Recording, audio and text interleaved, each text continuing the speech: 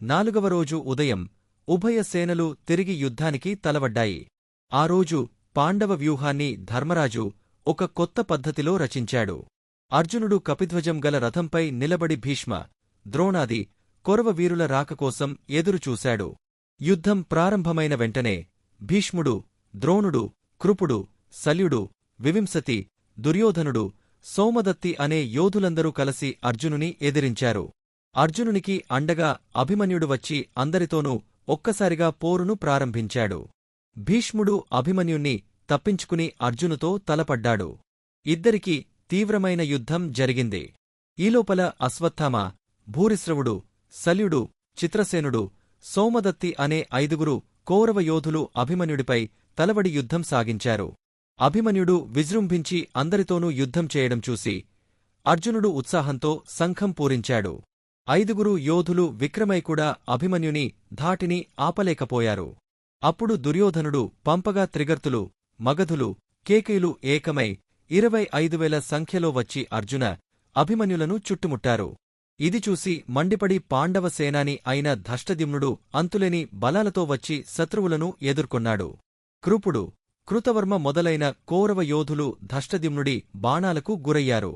ఈ విధంగా ధష్టద్యుమ్నుడు విజృంభించటం చూసి సోమదత్తి కొడుకుకు రోషం వచ్చి వాడు ధష్టద్యుమ్నుడిపైన, సారథిపైన బాణాలు వేస్తూ మీదికి వచ్చాడు. ధష్టద్యుమ్నుడు ఒక్క బాణంతో వాడి విల్లు విరగగొట్టి తర్వాత క్షణంలోనే వాడి రథం గుర్రాలను, సారథిని చంపేశాడు. సోమదత్తి కొడుకు కత్తిదూసి ధష్టద్యుమ్నుడి పైకి వచ్చాడు. ధష్టద్యుమ్నుడు వాణ్ణి దగ్గరకు రానివ్వకుండా తన గదతో గట్టిగా కొట్టాడు. సోమదత్తి కొడుకు అలాగే చచ్చి పడిపోయాడు. ఇది చూసి రోషంతో సోమదత్తి, శల్యుడు ధష్టద్యుమ్నుడిపై కలిసికట్టుగా ఘోరంగా యుద్ధం చేశారు. 2 గంటలపాటు సమయుద్ధం జరిగిన తర్వాత శల్యుడిది పైచేయిగా కనబడింది. అంతలో అభిమన్యుడు వచ్చి శల్యుని ఎదుర్కొని ఆయనను తీవ్రమైన బాణాలతో కొట్టసాగాడు. శల్యుని రక్షించడానికి దుర్యోధనుడు, దుశ్శాసనుడు, వివింసతి, వికర్ణ, దుర్మర్దన, దున్హసహ, దుర్ముఖ, చిత్రసేన, సత్యప్రత, పురుమిత్ర వంటి వారంతా వచ్చి అభిమన్యుణ్ణి చుట్టుముట్టారు. పాండవ వక్షం నుంచి అభిమన్యునికి అండగా భీముడు, ధష్టద్యుమ్నుడు, ఉపపాండవులు, నకుల సహదేవులు వచ్చారు. 2 వక్షాల పదేసి యోధులు ఏర్పడి చాలాసేపు పట్టుదలతో యుద్ధం సాగించారు. ఈ యుద్ధం చూడటానికి మిగిలినవారు యుద్ధం మానించారు. శల్యుడు, నకుల సహదేవులకు మేనమామే అయినప్పటికీ వారి మధ్య కూడా క్రూరంగానే యుద్ధం జరిగింది. యుద్ధం మధ్యలో భీముడు అకస్మాత్తుగా పెద్ద సింహనాదం చేసి గద తీసుకుని రథం దిగే భీకరంగా శల్యుడిపైకి వెళ్లాడు. దారిలో అడ్డమొచ్చిన ఏనుగులు, సైన్యాన్ని ఆతని గద యొక్క దెబ్బలకు చచ్చి పడటం జరిగింది. అతని భీకరమైన వాలకం చూసి అందరూ నిశ్చేష్టులైపోయారు. భీముడు ఇలా ముందుకు పోతుంటే వెనకనుంచి ధష్టద్యుమ్నుడు, అభిమన్యుడు మొదలైన పాండవయోధులు అతన్ని తమ బాణాలతో రక్షించారు.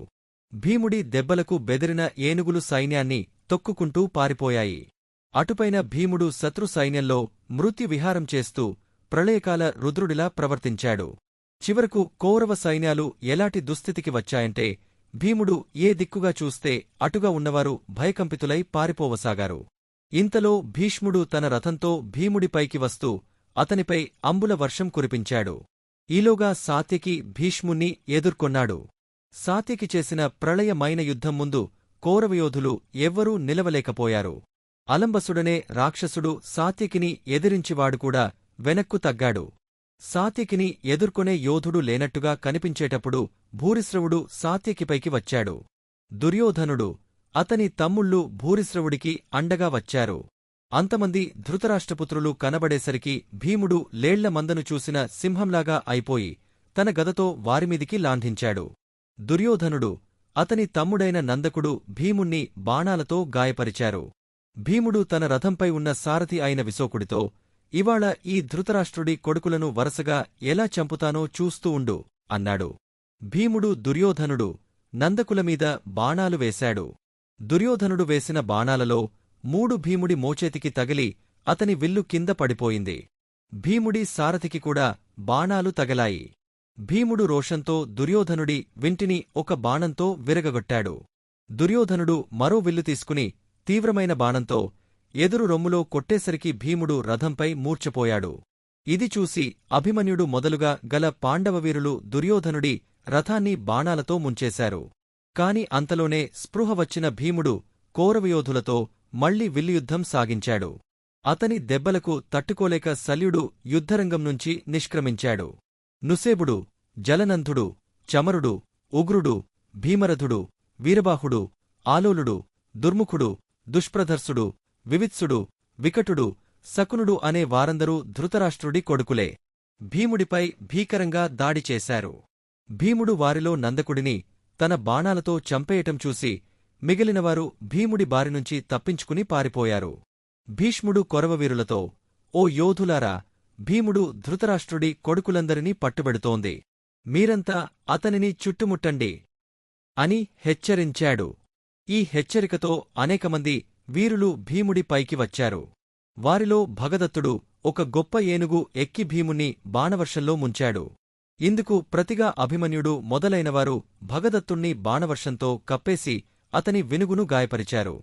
ఆ మదించిన ఏనుగు ఆగ్రహించి సైన్యాన్ని కల్లోలపరచింది. భగదత్తుడు వేసిన ఒక బాణం రొమ్ములో తగలడంతో భీముడు తన ధ్వజప్రంభానికి చేరగలబడ్డాడు. అది చూసి విజయగర్వంతో భగదత్తుడు పెద్దగా సింహనాదం చేశాడు. ఈ సంగతి తెలిసి ఘటోత్కచుడు మండిపోయాడు. వాడు కౌరవుల మదమనచటానికి మాయాయుద్ధానికి దిగాడు. అకస్మాత్తుగా ఒక మాయ ఐరావనాన్ని ఎక్కి భీకరాకారంతో శత్రువుల మధ్య ప్రత్యక్షమయ్యాడు. వాడి వెనక మిగిలిన దిగ్గజాలు వచ్చాయి. వాటిలో మూడింటిపై ఆయుధాలు కలిగిన రాక్షసులు ఉన్నారు. ఘటోత్కచుడి వెనుగులు భగదత్తుడి వెనుగును చుట్టుముట్టి క్రూరంగా హింసించసాగాయి. ఆ బాధకు తట్టుకోలేక భగదత్తుడి మదపుసేనుగు ఆర్తనాదం చేసింది. భగదత్తుడు కౌరవసేనానాయకులలో ఒకడు, మహారథుడు. అతనికి నిష్కారంగా ఘటోత్కచుడికి బలి అయిపోతానన్న భయంతో భీష్ముడు ద్రోణాది కౌరవ యోధులను భగదత్తుడికి రక్షణగా పంపాడు. వారి రాక కనిపెట్టి ధర్మరాజు మొదలైన పాండవుల పాంచాలులు వారిని ఎదిరించవచ్చారు. ఘటోత్కచుడి విజయధ్వానాలు మిన్నుముట్టుతూనే ఉన్నాయి. భీష్ముడు ద్రోణుడితో, ఆచార్యా, ఈ రాక్షసుడితో యుద్ధం నాకు చాలా వెగటుగా ఉన్నది. అలసిపోయి ఉన్న మనం ఈ రాక్షసుడితో ఇప్పుడు యుద్ధం చేయలేము. ఇవాళకు మనం యుద్ధం చాలించి వెళ్ళిపోదాం అన్నాడు. ఈ మాట కౌరవయోధులకు నచ్చింది.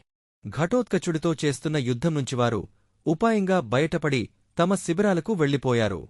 వారు వెళ్ళిపోతుంటే పాండవులు శంఖనాదాలు చేశారు.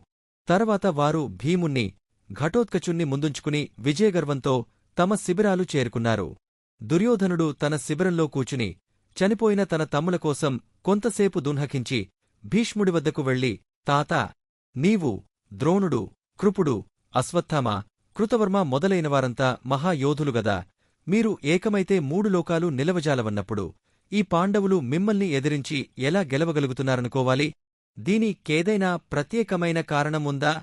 వారు మాటిమాటికి గెలవటానికి సహాయభూతంగా ఉన్నదేమిటి? అని అడిగాడు. ఈ ప్రశ్నకు సమాధానం నీకు తెలుసు. పాండవులతో యుద్ధం వద్దు, సంధి చేసుకోమని నేను ఎన్నిసార్లు చెప్పాను. వారు ఎవరికీ ఎన్నడూ కీడు చేసినవారు కాదు. అదిగాక వారి పక్షాన శ్రీకృష్ణుడున్నాడు. అతను వారికి అండగా ఉండగా వారి నెవరూ చంపలేరు. అర్జునుడు, కృష్ణుడు నరనారాయణుల అవతారాలని తెలిసినవారు చెబుతున్నారు అన్నాడు భీష్ముడు. దుర్యోధనుడు భీష్ముడికి నమస్కారం చేసి సెలవు పుచ్చుకుని తన శిబిరానికి వెళ్లి పడుకున్నాడు.